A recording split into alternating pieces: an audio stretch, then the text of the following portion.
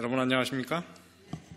이제 데일라이트 세이빙 타임이 시작돼가지고 날씨가 아직 환한데 이게 예배드리기가 참 그렇습니다, 그죠? 안식일이 돼야 이렇게 해가 져서 이제 안식일이 시작돼야 예배를 드려야 좋은데 좀 일찍 예배를 드려서 조금 이렇게 어색한 면이 있습니다. 근데 그래도 오늘 이 시간에 이 교회를 찾으시고 또 우리를 사랑하는 하나님 만나실 그 간절한 마음 때문에 이 자리에 참여하신 여러분에게 하나님의 크신 은혜가 함께 하시기를 바랍니다. 오늘은 제가 아테네 전도 사도행전 17장 후반부에 있는 말씀을 가지고 함께 은혜를 나누고자 합니다. 사도행전 17장 16절부터 21절에 있는 말씀을 먼저 읽어보도록 하겠습니다. 사도행전 17장 16절로 21절, 바울이 아덴에서 저희를 기다리다가 이렇게 시작되죠. 바울이 그 베레아 전도를 하다가 그 데살로니가에 있는 그 유대인들이 쫓아와서 바울에게 핍박을 가하려고 하자 베레아에 있는 그리스도인들이, 개심한 그리스도인들이 바울을 이제 급히 그곳에서 빼서 해변으로 보내서 거기서 배를 타고 이제 아테네로 보냈습니다. 그러나 그 성에 아직 이 베레아의 디모데와 그리고 누가는 이제 실라가 그곳에 있었기 때문에 바울이 이제 그들이 오면 이 아테네에서 이제 전도를 시작하겠다 이렇게 생각을 했습니다. 그런데 그들을 기다리는 중에 바울이 어떻습니까? 이제 그 도시를 이렇게 둘러보게 됐어요. 그래서 16절에 보면 온 성에 무엇이 가득했다 그랬습니까? 우상이 가득한 것을 보고 마음에 어떻게 했습니까?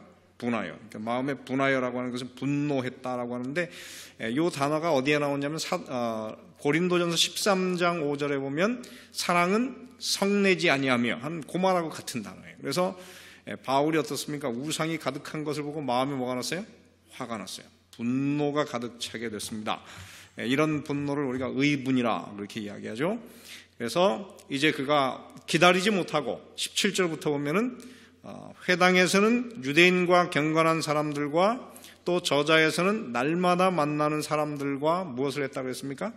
변론을 했다. 이 변론이라고 하는 단어는 이 다이얼로그, 영어로 보면 다이얼로그예요. 그래서 이렇게 토론도 하고 대화를 통해서 의견을 나누는 그런 일입니다. 그래서 변론을 하니 어떤 에비구레오와 스도이고 철학자들도 바울과 무엇을 했습니까?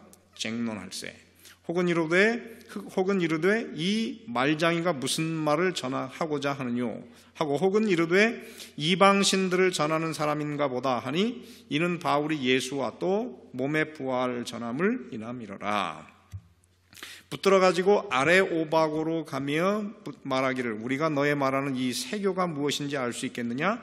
내가 무슨 이상한 것을 우리 귀에 들려주니 무슨 뜻인지 알고자 하노라 하니 모든 아덴 사람과 거기서 나그네 된 외국인들이 가장 새로 되는 것을 말하고, 어디서 말하느냐면 바로 아레오바고라고 하는 그 언덕입니다. 좀 이따 제가 그림을 보여드리겠습니다만 그 언덕에서 이것을 말하고 듣는 이외에 달리는 시간을 쓰지 않음이더라. 이렇게 이제 그 아테네에서의 그 전도의 그 말하자면 시작을 여기 이렇게 써놨습니다. 이 아테네라고 하는 곳이 어떻게 생겼습니까? 제가 그림을 한 장을 가져왔습니다. 이 아테네가 오늘날 이렇게 생겼다고 합니다. 그래서 이 아테네의 그 제일 중앙에는 아크로폴리스라고 해서 그 신전이 모여 있는 그 언덕이 있습니다. 그래서 이것을 올림푸스 산이라고도 하고 이런 산이 있고 이 성에는 사도 바울이 전도하던 1세기에는 그 인구수가 약 3만 명 정도가 됐을 것이다 생각을 합니다. 그러니까는 이것이 이제 그 고대에는 아주 큰 그 그리스 전체의 중심인 그런 도시였지만은 그 당시에는 이 마게도니아 지역의 수도는 데살로니가였고 그리고 아가야 지역의 수도는 고린도였습니다. 그래서 이 도시는 그 중심이 아니었습니다. 그래서 인구가 그렇게 많은 곳은 아니었습니다. 그러니까 바다에 가깝고 그리고 바다에 가깝고 그다음에 문물이, 이 도시는 어떤 문물이 많았냐면 아시다시피 이 아테네에서 무엇이 나왔습니까?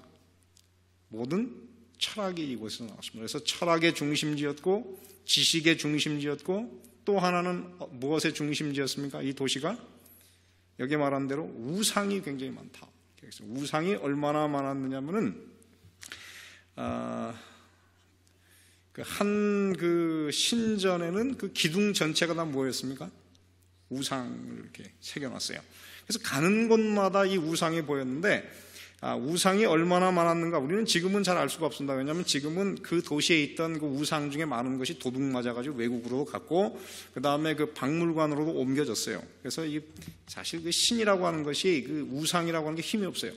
나라가 망하면 아무것도 아니에요. 그래가지고 박물관에 보내면 박물관에 가서 있어야 되는 이런 상태였는데 이제 이렇게 해가지고 그 도시의 모든 곳에 그 우상이 있었는데 이 우상이 얼마나 많았냐면 여러분 이 지도에 보면 그 제일 남쪽에 그 파란색 그 녹색 그 옆에 그 파란색 좀 섬이 큰 게 하나 있는데 로데스라고 하는 섬이 있습니다. 근데 이 섬에 그 있는 우상의 수가 몇 개냐면 73,000개라 그래요. 근데 이 아테네가 사실은 그 모든 우상의 중심지였기 때문에 이 우상이 번성하던 특별히 그 바울이 살던 그 시대만 해도 그 우상수가 아마도 이 로데스라고 하는 이 섬에 있는 우상의 수보다 적지 않았을 것이다 그렇게 얘기해요. 그러면 거기에 사람 수는 몇 명이고 3만이고 우상은 몇 개예요? 최소한 73,000개면 한 사람당 몇 개의 우상이 있는 겁니까? 2개가 넘는 우상이 있습니다. 그러니 바울이 그거를 보고 화가 나게 바울이 정말 이 복음을 전하고 정말 이 진리를 아는 사람이니 그 마음속에 분노가 일어나겠습니까? 안 일어나겠습니까? 일어날 수밖에 없는 그런 상황이었습니다. 이 우상이라고 하는 것이 어디서 만들어졌는가? 이 로마서 1장 20절부터 보면 사실은 이 로마서 1장 18절부터 32절은 굉장히 그 우상이라고 하는 것이 어떻게 만들어졌고 인간에게 그 우상을 섬기는 사람에게 어떤 악영향을 미치는지를 가장 잘 묘사한 가장 위대한 말씀이 이 로마서 1장 18절부터 32절에 있는 말씀이에요. 그래서 이 말씀은 굉장히 중요한 말씀인데 여기 한번 보시기 바랍니다. 자, 1장 20절에 보면 창세로부터 그의 보이지 아니하는 것들 곧 그의 영원하신 능력과 신성이 어디에 보였습니까? 그 만드신 만물에 분명히 보여 알게 나느니 그러므로 저희가 핑계치 못할지니라. 다시 말해 하나님께서는 그분의 그 신성과 능력을 무엇에서 보여주셨습니까? 이 만물을 통해서 보여줬어요. 그래서 이 아테네 사람들은 이 자연을 굉장히 연구하는 사람들이기 때문에 자연을 쫙 연구하다 보니까는 그 자연 속에 나타난 무엇을 발견하게 됐습니까? 하나님의 그 신성한 능력을 알게 됐어요. 근데 그들은 이 만물 너머에 이 모든 것을 만드신 창조주 하나님이 있는 것을 그들은 몰랐어요. 그래서 이 만물 자체가 그런 능력을 가진 줄 알았기 때문에 그들이 어떻게 했습니까? 만물을 생각해요. 그래서 21절에 보면 하나님을 알되 하나님을 어떻게 했습니까? 영화롭게도 아니하고 즉 하나님께 영광을 돌려야 되는데 그들이 어떻게 해요? 그것을 통해서 하나님을 알 수 있었지만 영광을 돌리지도 않고 또 무엇도 안 했습니까? 감사치도 안 했어요. 여러분 사람이 하나님에게 반드시 당연히 돌려야 될 그 영광과 감사가 있는데 그것을 안 했더니 어떻게 됐습니까? 사람이 오히려 그 생각이 어떻게 됐습니까? 허망하여지며 그 미련한 마음이 어떻게 됐습니까? 어두워졌어요. 그래서 하나님께 당연히 드려야 될 그 영광을 돌리지 않으면 인간은 어떻게 돼요? 미련하게 돼요. 우둔하게 돼요. 어두워지게 됩니다. 그래서 22절에 보면 스스로 지혜 있다 하나 뭐라고 했습니까? 우둔하게 돼요. 썩어지지 아니하는 하나님의 영광을 무엇과? 썩어질 사람과 금수와 버러지 형상의 무엇으로? 우상으로 바꿨느니라. 그렇습니다. 이 자연 속에 하나님께서 능력을 주셨지만은 그 하나님께서 원하시는 것은 이 능력을 통해서 누구를 만나기를 원하셨어요? 하나님을 만나기를 원하셨지만은 사람이 그것을 할 수 있는 능력은 없어요. 참 신기하게 그게 없습니다. 그래서 엘렌 화이트 여사가 뭐라고 썼느냐면 자 여기 한번 보겠습니다. 엘렌 화이트 여사가 있었어요. 인간적인 지혜로는 하나님을 어떻습니까? 알지 못한다. 세상에 현명한 사람들은 그분의 창조된 업적에서 그분에 관한 무엇을? 불완전한 지식을 수집한다. 그러나 이 지식이 그들에게 하나님에 대하여 고상한 생각을 제공하지 않는 한 정신과 영혼을 어떻게 해요?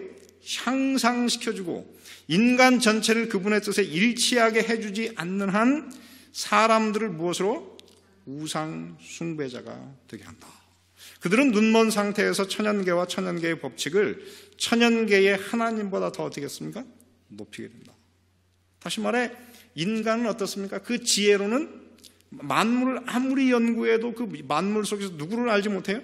하나님을 찾을 수가 없어요. 그것이 가장 큰 문제입니다. 그래서 인간은 항상 어떻습니까? 그의 지혜가 있어야 되지만 거기에 반드시 어떻게? 그들에게 이 모든 원리를 진정으로 깨닫게 해주는 하나님의 계시가 있어야 돼요.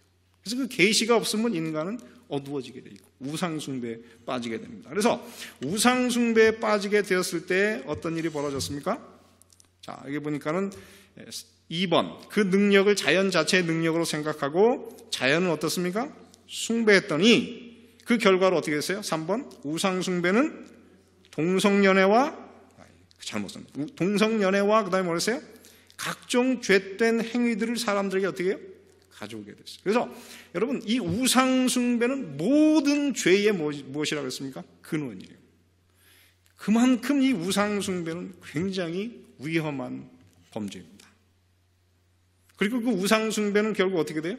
귀신을 숭배하는 것과 연결되도록 그렇게 만들어졌습니다. 그래서 오늘 이 말씀을 보면서 사도 바울이 왜 의분을 가졌는지 그 마음속에 조금 생각할 수 있어요. 그래서 바울이 이제 의분을 가져가지고 어떻게 했습니까? 만나는 사람마다 어떻게 했습니까? 사람들에게 이제 변론을 통해서, 다시 말해 토론을 통해서 하나님을 전하려고 애를 썼습니다. 유대인 회당에서는 유대인과, 그리고 그 저자라고 하는데 그 시장에서는 그가 만나는 사람마다 이제 그 하나님의 말씀을 가지고 그들과 토론을 했어요. 그랬더니 바울의 그 이야기를 듣고 관심을 가진 두 부류의 사람들이 있습니다. 누구입니까? 첫 번째는 에비구레오라. 그런데 이 에비구레오라고 하는 것은 에피쿠로스입니다. 이 에피쿠로스는 어떤 사람들입니까? 쾌락주의자라고 그러죠. 그 창시자가, 그 시조가 바로 에피쿠로스라고 하는 사람인데, 이 사람은 그 하나님이라고 하는 존재는 어떻게 해요? 존재하긴 하지만은 사람들에게는 너무 멀리 있고 관심을 갖지 않는 그런 존재이다. 그래서 이렇게 썼습니다. 신에 대해 두려워할 것이 아무것도 없고 죽음에 대해 느낄 것이 아무것도 없다. 선, 그들이 선이라고 말하는 것은 쾌락은 성취될 수 있고 악, 고통은 인간이 어떻게 해요? 참아낼 수 있는 것이다. 이렇게 가르치는 사람들. 그래서 그 사람들의 일부가 바울의 이 말에 이제 이렇게 관심을 갖기 시작했고, 또한 부류의 사람들은 누구입니까? 이곳에 보면 스토이고라고 그랬지만 그 사람들은 누구입니까? 스토아 철학파입니다. 이 사람들은 이 자연과의 조화로운 삶, 그 다음에 인간의 이성의 능력과 자족을 강조했습니다. 그리고 신에 대해서는 범신론, 모든 만물에 신이 있다고 그렇게 믿었습니다. 그리고 인간의 이성이 모든 것을 판단하는 기준이 된다고 믿는 그런 사람들이었어요. 그래서 이런 사람들이 이제 바울의 말에 관심을 갖기 시작해가지고 바울을 붙들고 바울을 어디로 데려갔습니까? 아레오바고. 이 아레오바고라고 하는 것은 어느 곳이냐면은, 이건 넘어가겠습니다. 이렇게 생겼어요. 그 밑에 그 저자라고 해서 이제 시장이 있고 거기보다 한 100m 정도 언덕이 있는 바위 언덕입니다. 그래서 이곳에서는 그 당시에 이곳은 그 아테네라고 하는 그 성의 가장 그 말하자면 그 정치적으로나 그 다음에 뭐랍니까 입법적으로 제일 높은 그런 기구였어요. 이런 정치 기구였는데 이 사람들은 무엇을 하느냐면은 이렇게 썼습니다. 아테네의 최고의 통치 기구로서 라틴어로서는 마르스히어이라고 부르는데 범죄를 신문하고 사회생활, 교육, 철학 강론, 대중의 도덕과 심지어는 처음으로 이 성에 들어오는 외국 종교를 심사해가지고 이거를 합법화할 것이냐 불법화할 것이냐를 결정하는 그 막강한 힘을 가진 세력이 바로 이 아레오바고라고 하는 그 회원들이 있어요. 그래서 바울이 이제 그 중간에 지금 불려갔습니다. 그래서 바울이 지금 어떻게 이것을 전하느냐에 따라서 기독교가 아테네에서 합법적인 종교가 되느냐 아니면 더 이상 전할 수 없는 불법적인 종교가 되느냐, 이게 결정되는 중요한 순간이었습니다. 자, 그러므로 이 상황은 사실은 바울에게서나 기독교에게서는 굉장히 중요한 그런 시점이었습니다. 자, 그래서 이곳에서 이제 어떤 일이 벌어졌는가? 자, 한번 이제 지금부터 이 사도행전 17장 22절부터 그 끝까지에 기록된 바울의 전도 설교문을 한번 보겠습니다. 이 전도 설교문은 굉장히 중요한데, 왜냐하면 이 사도 바울의 그 사도행전에 기록된 바울의 그 두 개의 큰 전도 설교문인데, 하나는 사도행전 13장에 그 비시디아 안디옥의 유대인 회당에서 유대인과 그리고 이미 하나님을 믿는 사람들에게 전도해가지고 한 번 설교해가지고 그 성 전체를 뒤집어 엎은 그 설교문이 그곳에 기록되어 있습니다. 그곳은 이 설교문이 왜 중요하냐면, 그 설교문은 누구에게 한 것입니까? 하나님을 이미 알고 그 다음에 성경을 믿는, 구약 성경을 믿는 사람들에게 한 설교입니다. 그런데 이 사도행전 17장에 나오는 이 아덴에서 한 이 설교는 누구에게 한 것입니까? 성경을 모르는, 우상을 숭배하는 사람들에게 한 것이므로 이 사람들에게 복음을 어떻게 접근했는가. 그래서 사도행전 13장에 나오는 그 전도 설교문과 뭐 비교하면서 연구한다 그러면은 굉장히 중요한, 굉장히 진귀한 자료가 될 수 있는 그런 말씀입니다. 특별히 여러분께서 성경을 전혀 믿지 않는 사람들에게 복음을 전한다고 하면 어떻게 접근할 것인가, 이것을 알 수 있는 아이디어를 얻을 수 있는 좋은 방법이 될 수가 있습니다. 자, 한번 이 말씀을 그러면 우리가 오늘 이제 한번 읽어보도록 하겠습니다. 자, 사도행전 17장 22절부터 바울이 아레오바고 가운데 서서 말하되, 아덴 사람들아, 너희를 보니 범사에 무엇이 많다 그랬습니까? 종교성이 많다다. 이게 얼마나, 사실은 바울은 이것을 보고 속은 부글부글 끓었는데 밖으로는 뭐라 그랬어요? 범사에 종교성이 많다다. 이게 굉장한 표현입니다. 이게 뭐냐면은, 사실 여러분 처음 얼굴을 보고 전도하는데 너희들이 잘못했다 이렇게 하면 되겠어요? 그러니까 바울이 굉장히 그 미화된 그런 표현을 쓰고 있습니다. 그래서 이 전도하는 사람들은 이 말을 잘 써야 돼요. 자, 그래서 그 다음에 보면 이렇게 썼습니다. 내가 두루 다니며 너희의 위하는 것들을 보다가 뭐라고 했습니까? 알지 못하는 신에게라고 새긴 단도 보았습니다. 바울은 이제 그 사람들의 관심을 불러일으켜야 돼요. 관심을 불러일으키는데 어떻게 하면 그 듣는 사람들의 관심을 불러일으킬까 하다가 쫙 관찰하는 중에 기가 막힌 것을 하나 찾았습니다. 그것이 무엇입니까? 제단이 하나 있는데 거기에는 어떻게 해요? 이 신에게 제사를 하는데 어떻게 해요? 이름조차도 알지 못하는, 하여튼 그 신에게, 알지 못하는 신에게 이렇게 제사를 드린다 하는 그런 단을 그런 그 문구와 단을 봤다 그랬어요.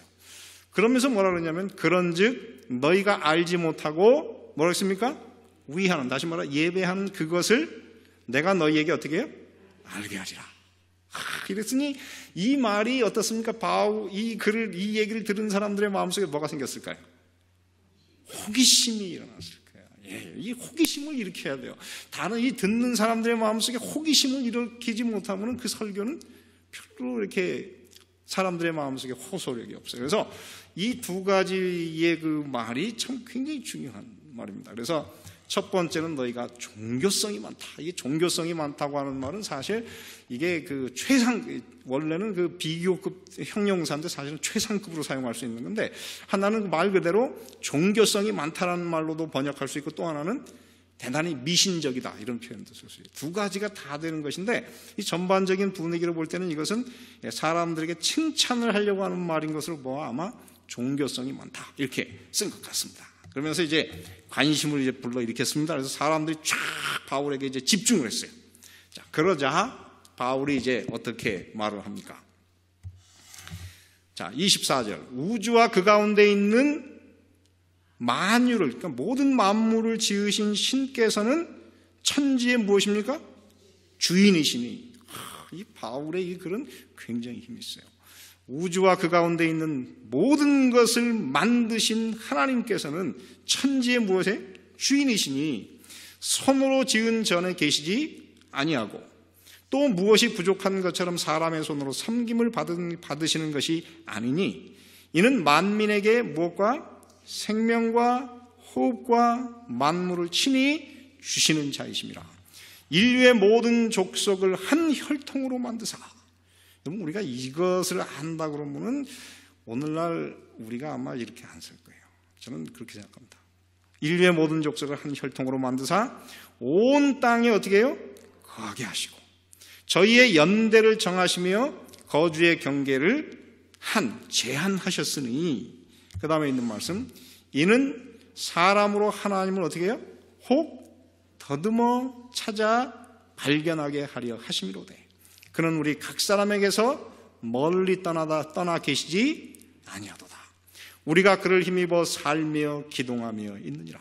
너희 시인 중에서도 어떤 사람들의 말과 같이 우리가 그의 소생이라 하니 이와 같이 신의 소생이 되었은즉 신을 금이나 은이나 돌에나 사람의 기술과 고안으로 새긴 것들과 같이 여길 것이 아니니라. 알지 못하던 시대에는 하나님이 허물지 아니하셨거니와 이제는 어디든지 사람을 다 명하사 회개하라 하셨으니 이는 정하신 사람으로 하여금 천하를 공의로 심판할 날을 작정하시고 이에 저를 죽은 자 가운데서 다시 살리신 것으로 모든 사람에게 믿을 만한 증거를 주셨음이니라 아니라.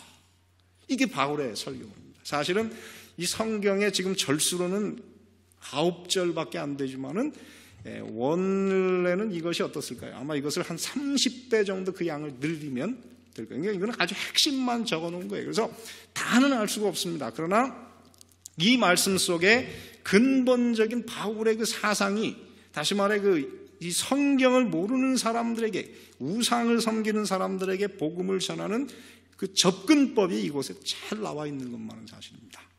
자, 아까 이야기한 대로 이제 바울이 그들을 칭찬했고, 그 다음에 어떻게 했어요? 그들에게 관심을 일으켰는데, 여러분, 이 사도행전 17장에 나와 있는 이 바울의 전도 설교문을 읽을 때 여러분들은 어떻습니까? 어떤 생각이 드세요? 저는 이 글을 읽을 때 정말 그 문장 자체가 얼마나 그 수려하고 힘이 있는지 읽으면서 감탄을 받게 돼요. 근데 엘렌 화이트 여사가 이 글에 대해서 어떻게 평했는가 한번 보시기 바랍니다. 아덴의 철학자들을 만났을 때의 사도 바울의 경험은 우리에게 교훈이 된다. 바울은 아레오바구에서 복음을 증거하는 중 논리는 무엇으로? 논리로, 과학은 무엇으로? 과학으로, 철학은 철학으로 대항하였다. 그렇게 썼어요. 그리고 뭐라고 했냐면 그의 청중들 중에 가장 현명한 사람도 뭐라고 했습니까? 놀라서 아무 말을 못했다. 그리고 그 다음에 뭐라 하냐면 그의 말은 반박할 수가 없었다. 그렇습니다. 제가 느꼈던 이 말씀을 엘렌 화이트 여사는 더 강력. 이 글은 어떤 글입니까? 논리가 있습니다. 그래서 논리는 무엇으로? 논리로. 그 다음에 과학은 무엇으로? 과학으로. 철학은 철학으로 대항해가지고 아무도 그 이 엄청난 말에 반박할 수가 없는 그런 말. 그래서 사도 바울이 설교가 끝날 때까지 아무도 거기에 이론을 중간에 그렇지 않습니다 이렇게 얘기하고 반론을 제기하는 사람이 없을 만큼 굉장한 문장이었습니다. 그러니까 오늘 한번 우리가 이 문장을 한번 자세히 한번 이 바울의 설교문을 한번 하나씩 한번 점검해 보도록 하겠습니다. 자, 이거는 이미 설명드렸으니 넘어가겠습니다. 그 다음에 오늘 여기서 보면 그렇게 썼어요. 알지 못하는 신에게, 그죠? 이분이 바로 하나님이다. 내가 그분을 너에게 소개하겠다. 그런데 여러분, 성경에 나오는 하나님은 알지 못하는 신입니까? 이것에 비슷한 말이 고린도전서 1장 21절에 있습니다. 하나님의 지혜에 있어서는 이 세상이 자기 지혜로 뭐라고 했습니까? 하나님을 알지 못한다. 그렇습니다. 계시의 말씀이 없으면 사실은 하나님은 어떻게 해요? 알 수가 없어요. 하나님께서 그분을 우리에게 드러내 보여주시는 만큼만 우리가 알 수 있고, 그런 그 계시가 없고 전도가 없으면은 우리는 하나님을 알 수가 없어요. 그래서 그런 면에서 하나님은 어떻게 해요? 알지 못하는 신이에요, 사실은. 자, 그 다음에 이제 여기서부터 바울의 이제 전도 설교가 시작됩니다. 첫째, 우주와 그 가운데 있는 만유를 어떻게 해요? 지으신 신께서는 천지의 주제신. 자, 여러분, 세상에 있는 모든 그 우상숭배자들의 그들의 그 신관을 살펴보면 한 가지 거의 없는 게 있습니다.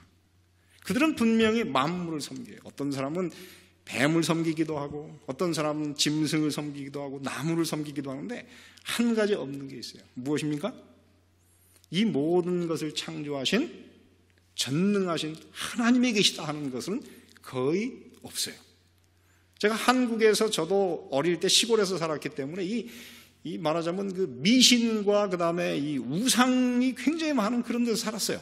근데 그곳에서 제가 한 가지 못 들은 말이 있어요. 기독교에 들어와서 처음 들은 말이 하나 있는데 그것은 태초에 하나님이 어떻게 해요? 천지를 창조하시나. 이 말은 기독교에 들어와서 처음 들은 말이에요. 그래서 저는 그것이 탁 생각이 나요. 이 말이 사실은 그것을 들은 사람들이 굉장히 충격적이었을 것이다. 그런 생각이 들었습니다. 자, 그래서 하나님은 어떤 분이십니까? 우주를 만드신 분이시고, 그리고 우주의 무엇입니까? 주인이시세요. 그 다음에 그분은 뭐라고 표현했냐면 그분은 손으로 지은 어디에? 신전에 계시지 않는다. 자, 여러분, 이 말씀하고 출애굽기 25장 8절을 우리가 어떻게 이렇게 조화시킬 수 있습니까? 거기 보면은 내가 너희 가운데 거할 무엇을? 성소를 지으라 그랬어요. 왜 하나님이 성소 안에 들어와서 계시겠다 그러는데 이것하고 어떻게 우리가 이거를 조화할 수 있겠습니까? 자, 근데 이것에 대해서 여러분 한번 이 말씀을 보시기 바랍니다. 열왕기상 8장 27절에 보면 솔로몬이 자기 아버지가 왕 노릇하면서 평생 모아놓은 그 엄청난 재물을 가지고 7년을 걸려가지고 예루살렘 성전을 다 지은 다음에 봉헌식을 할 때 그가 이렇게 썼습니다. 하나님이 참으로 땅에 거하시리이까. 그 다음에 뭐라 했습니까? 하늘과 하늘들의 하늘이라도 주를 어떻게 해요? 용납치 못하시겠거든. 하나님이 얼마나, 여러분, 이거는 이 솔로몬이 그거를 깨달았다고 하는 것은 굉장히, 하나님이라고 하는 분은 너무나 크신 분이기 때문에 인간이 만든 그 성전 안에는 사실 그분을 감당할 수 없는 그런 분이세요. 그분이 그런데 이 땅에 이 솔로몬이 만든 성전 안에 들어오시겠다 한 것은 그분이 자기를 굉장히 낮추시고 겸손하게 하셔서 오신 것입니다. 여러분, 그래서 이 교회를 나오실 때 우리가 여기서 하나님을 만난다 하는 것은 하나님이 우리를 만나기 위해서 그분을 굉장히 낮추시고 겸손하게 만드신 것을 여러분께서 우리가 이해하셔야 돼요. 그래서 사도행적 238페이지는 이 부분을 이렇게 썼습니다. 하늘이라도 하나님이 계실 만큼 어떻게 해요? 넉넉지 아니한데 인간의 손으로 지은 신전들이야 얼마나 보잘것없겠는가. 그래서 하나님은 사실 그분의 그 장대함을 이 성전 안에 이 성전이 감당할 수가 없는 분이세요. 여러분, 우리가 지금 섬기는 하나님은 그렇게 대단한 하나님이십니다. 여러분, 이 사실을 오늘 저녁에 잊지 마시게 되길 바랍니다. 그러면 여러분 집에 가셔도 돼요. 한 가지만 하셔도 벌써 우리는 사실 하나님에 대해서 굉장한 거예요. 그래서 여러분 다음에 하나님께 이렇게 기도할 때는 좀 황송한 마음을 가지고 기도하시기 바랍니다. 이 엄청난 하나님 앞에 내가 무릎 꿇고 그분과 직접 얼굴을 대면해서 기도할 수 있다. 이 특권이 얼마나 큰 것입니까, 여러분? 여러분, 이것을 잊지 마시게 되기를 간절히 바랍니다. 자, 그 다음에 17장 25절에 보면 굉장히 중요한 말씀입니다. 또 무엇이 어떻게 해요? 부족한 것처럼 사람의 손으로 어떻게 해요? 섬김을 어떻게 해요? 받으시는. 그러니까 하나님은 받으시는 분이 아니시고 그 다음에 뭐라 했어요? 이는 만민에게 생명과 호흡과 만물을 친히 어떻게 해요? 주시는 분이세요. 굉장히 중요한 얘기겠어요. 자, 하나님은 사람에게서 무엇을 어떻게 해요? 받으시는 분이 아니시고 어떻게 해요? 인간에게 필요한 무엇과? 생명과 호흡과 우리에게 필요한 모든 것을 다 어떻게 해요? 주시는 분이세요. 여러분, 이게 이해되십니까? 여러분, 이게 정말 이해가 되십니까? 근데 하나님께서 그러신데 왜 우리에게 11조를 달라고 그러세요? 헌금을 왜 내라고 그러십니까?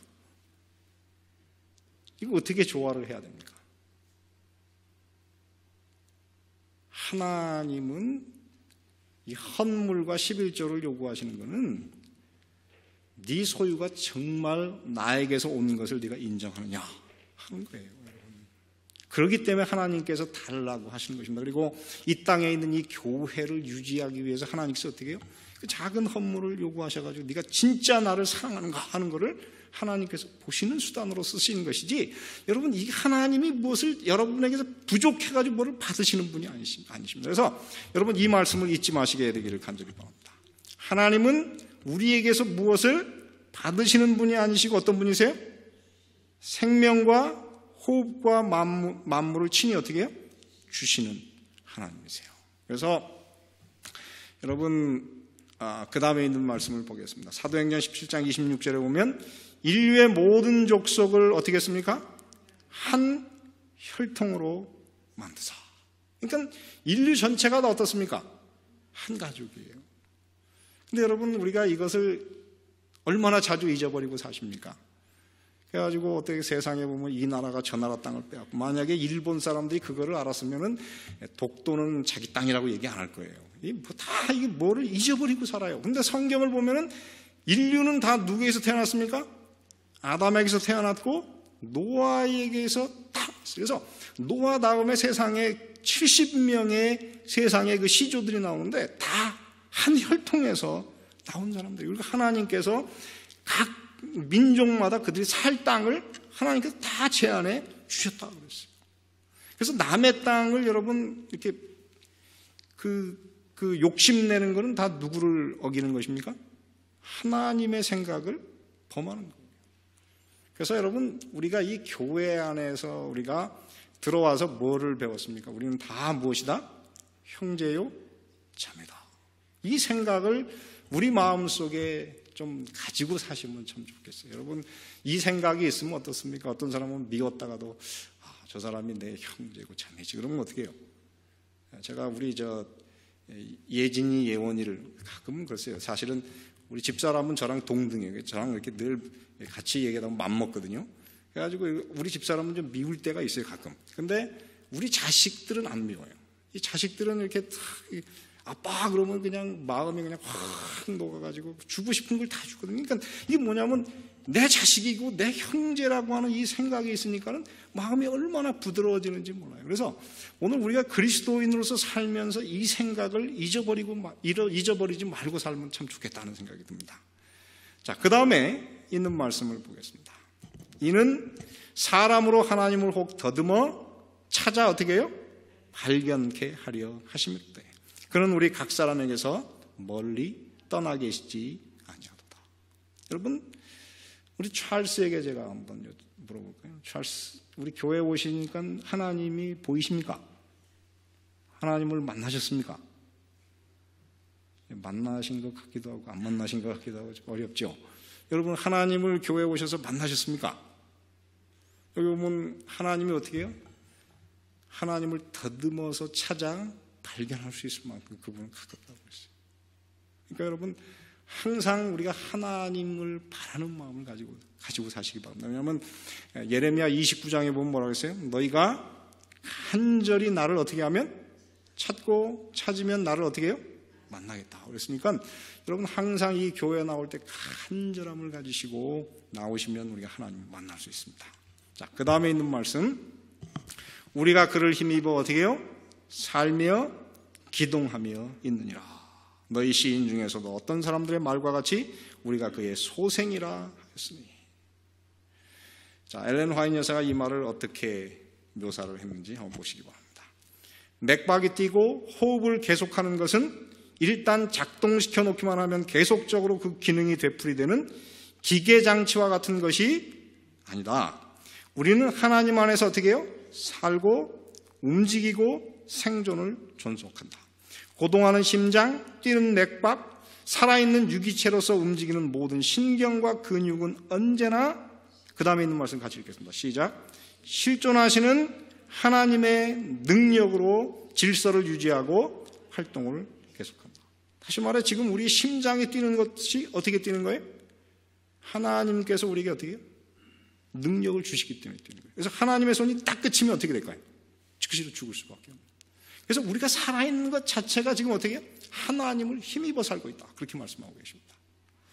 자, 그 다음 있는 말씀을 하나 더 보겠습니다. 17장 29절에 이와 같이 신의 소성이 되었은즉 신을 금이나 은이나 돌에나 사람의 기술과 고안으로 새긴 것들과 같이 여길 것이 아니라. 이 말은 무슨 뜻입니까? 하나님이 우리를 만들었는데 인간이 어떻게 해요? 그의 그 디자인과 기술을 가지고 하나님을 만들기 위해서 우상을 세운다고 하는 것은 어떻게 해요? 그건 어리석은 일이다 하는 얘기입니다. 그래서 사도 바울이 우상을 섬기는 것에, 만드는 것에 어리석음을 여기 이야기했습니다. 그런 다음에 마지막 결론입니다. 30절 31절에 보면 알지 못하던 시대에는 하나님이 허물지 아니하셨거니와 이제는 어디서든지 사람을 다 명하사 회개하라 하셨으니 이는 정하신 사람으로 하여금 천하를 공의로 심판할 날을 작정하시고 이에 저를 모든 죽은 자 가운데 다시 살리신 것으로 모든 사람들에게 믿을 만한 증거를 주셨음이니라 하니라. 이제까지는 하나님을 모르고 살았어도 어떻게 해요? 상관없어요. 왜? 하나님이 알지 못했을 때는 어떻게 했어요? 그들의 죄를 허물하지 않았고 정죄하지 않았습니다. 그러나 예수님을 이 땅에 보내시고 복음을 전하신 이후에는 어떻게 해요? 이제는 하나님께서 복음을 통해서 온 세상의 모든 사람들 다 회개하고 돌아오라고 부르시는 때이므로 이제는 어떻게 달라져야 된다고 하는 것입니다. 그리고 그 이유는 뭐냐면 하나님이 예수 그리스도를 공의로 온 세상을 심판할 심판자로 정하시고 그 날을 정하셨으므로 여러분 이제는 하나님을 믿어야 된다고 하는 거예요. 그리고 그 증거가 무엇입니까? 그것은 바로 예수님을 죽은 자 가운데서 부활시키신 그 사건이다. 이야기했어요. 여기까지 이야기했을 때 그리스 사람들이 다 조용했지만 이 말을 듣자 갑자기 달라졌어요. 어떻게 달라졌습니까? 자, 이거는 넘어가겠습니다. 자, 이것도 넘어가야 되겠네요. 예. 17장 32절에 보면 저희가 무엇을 듣고 죽은 자의 부활을 듣고 부활에 대해서 이야기하자마자 반응이 나왔어요. 어떻게 했습니까? 혹은 어떻게 하고 기롱도 하고 혹은 이 일에 대하여 내 말을 다시 듣겠다 했어요. 자, 왜 그렇습니까? 이 그리스 사람들은 죽음이라고 하는 것은 원웨이, 다시 돌아올 수 있는 길이 없다고 믿는 사람들이었어요. 근데 오늘 이곳에서 뭐라 그랬어요? 죽은 자가 어떻게 부활을 했다 하는 얘기를 했더니 사람들이 거기서 드디어 무슨 말도 안 되는 그런 소리를 하느냐 이렇게 그것을 이제 이 바울을 조롱하는 사람도 있었고 어떤 사람들은 어떻게 해요? 그 일에 관심을 가지고 그 말을 어떻게 해요? 다시 듣겠다. 관심을 보이는 사람도 있습니다. 그 다음에 있는 말씀 이에 바울이 저희 가운데서 어떻게 하매?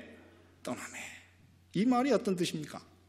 바울은 그날 그가 전하는 이 종교에 대해서 이것이 합법적인 종교가 될지 아닐지를 심판받는 자리였어요. 그런데 바울이 그 말을 딱 전하고 어떻게 했어요? 떠났어요. 그 얘기는 무엇입니까? 아테네 사람들이 그것을 어떻게 해요? 기독교를 불법적인 종교로 정하지 못했어요. 그래서 이 아테네에서 기독교를 전할 수 있는 상태가 되었다 하는 겁니다. 그랬더니 자 17장 34절에 보면 몇 사람이 그를 친하여 어떻게 했습니까?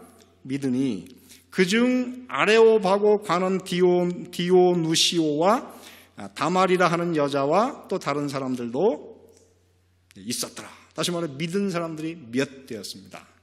그 몇 되었던 사람 중에 한 사람이 누굽니까?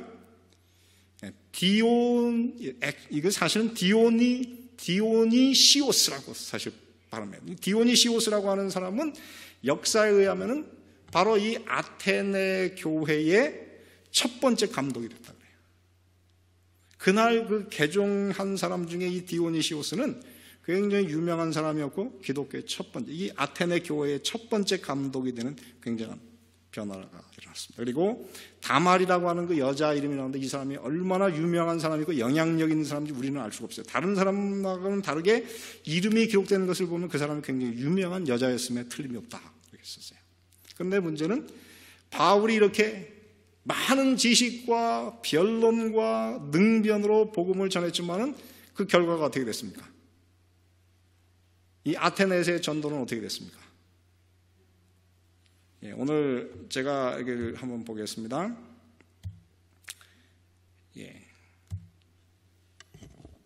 치료봉사 214페이지 끝에 보면 이렇게 씁니다. 그러나 그 노력은 어떻게 됐습니까? 별반 결실이 없었다. 복음을 받아들이게 된 사람은 별로 없었다. 왜 그랬을까요? 바울이 그렇게 위대한 말씀을 전하고 지식을 가지고 전했지만은 그 일에 실패한 이유가, 실패라고 말하기는 뭐하지만 어쨌든 별로 성공을 얻지 못했어요. 그 이유가 무엇입니까? 이것에 대해서 고린도전서 2장 1절부터 5절에 있는 말씀을 보면 나옵니다. 바울이 아테네 전도를 마친 다음에 고린도로 가서 복음을 전할 때 그 얘기를 쓰는데, 형제들아 내가 너희에게 나아가 아름다운 하나님의 증거를 전할 때에 무엇으로? 말과 지혜의 아름다운 것으로 아니하였나니 내가 너희 중에서 예수 그리스도와 그의 십자가에 못 박히신 것 외에는 아무것도 알지 아니하기로 작정하였습니다. 내가 너희 가운데 거할 때 약하며 두려워하며 심히 떨었노라. 바울이 고린도 가서 전도할 때는 어떻게? 약하고 두렵고 심히 떨었어요. 왜 그렇습니까? 아테네에서 별로 전도를 잘 못했기 때문에 똑같은 환경인 고린도에 가서 복음을 전할 때 굉장히 또 실패하면 어떠나 그래서 굉장히 두려웠다 그래요. 그러면서 그는 어떻게 했습니까? 4절에 보면은 바뀌었어요. 내 말과 내 전도함이 무엇을? 지혜에 권하는 말로 하지 아니하고 다만 무엇과? 성령의 나타남과 능력으로 하여 너희 믿음이 사람의 지혜에 있지 아니하고 다만 하나님의 능력에 있게 하려 하였노라. 바울은 그 다음부터는 이제 어떻게 해요? 인간의 논리는 버렸다 그래요. 그리고 그는 무엇했습니까? 성령과 능력으로 복음을 전했다 그렇게 썼어요. 그러면 바울이 어떻게 전했으면 거기서 더 잘했을까요? 제가 그 이야기를 좀 하다가 여기에 맞을 만한 그 이야기를 찾았더니 재밌는 얘기가 하나 있습니다. 그 한국에 가면 저 금난교회 그 김홍도 목사님 그 가족이 북한의 그 평양에서 살았대요. 근데 그 아버지가 그 당시 공무원이었답니다. 근데 공무원이었는데 이제 처음으로 기독교를 받아들였는데 어느 날 그 동네에서 산신제를 지낸다고 각 집마다 와서 이제 돈을 받아갔어요. 그랬더니 이 집은 우리는 예수님을 믿기 때문에 이제 산신제는 더 이상 돈을 안 내겠습니다. 그랬더니 돈을 안 내면 큰일 납니다. 당신 집에 해를 당할 수도 있습니다. 그랬는데도 우리는 해를 당하거나 말거나 돈을 안 내겠습니다. 그랬어요. 근데 산신제를 딱 지내자마자 이 집의 큰 아들이 갑자기 열병에 걸려가지고 죽어가기 시작했어요. 그래가지고 온 마을 사람들이 다 거부하고 그 산신제에 돈을 안 내서 그러는 거예요. 지금이라도 빨리 생각을 바꾸라고. 그랬더니 이 아버지가 뭐라고 했냐면 그 죽어가는 아들이 저 광림교회 그 목사가 된 그 김선도 목사라는 거예요. 그래서 선도야, 네가 예수님 안에서 죽어도 우리는 이 길을 바꿀 수는 없다. 아들을 포기하고 이제 너무 가슴이 아프니까 산에 올라가서 기도를 하는데 그 순간에 막 기도하는데 하나님께서 이 김선도 목사의 아버지한테 한 노인의 얘기가 생각나게 해줬어요. 이럴 때는 무슨 약초를 갖다가 그것을 갖다 끓여가지고 그 물로 이제 찜질을 해주면 된다는 말이 딱 생각이 났어요. 그래서 그 약초를 갖다가 찜질을 한 다음에 이 아들을 그걸로 찜질을 해줬는데 불과 1시간이 못 돼가지고 이 애가 재치기를 하면서 일어나가지고 기력이 회복됐어요. 죽어가던 애가 갑자기 확 살아나버렸어요. 그래가지고 그 동네 전체가 발칵 뒤집혔어요. 이 집이 믿는 예수 그리스도는 저 산신보다 어떻게 해요? 더 강한 하나님이다. 그래가지고 그 동네 여러 가족이 예수님을 믿기 시작했다. 그래서 오늘 우리의 삶에 있어서 이 복음을 전할 때 정말 우리는 이러한 아름다운 논리와 교리가 필요합니다. 없을 수는 없어요. 왜냐하면 이거는 중요한 교리니까. 그러나 우리가 항상 이 모든 일에 있어서 더 중요한 것이 하나 있습니다. 그것이 무엇입니까? 성령의 무엇과 나타남과 능력으로 하나님의 복음을 전하는 그런 그리스도인. 우리의 삶이 늘 하나님의 성령에 사로잡힌 그런 그리스도인의 삶을 살아야 되겠습니다.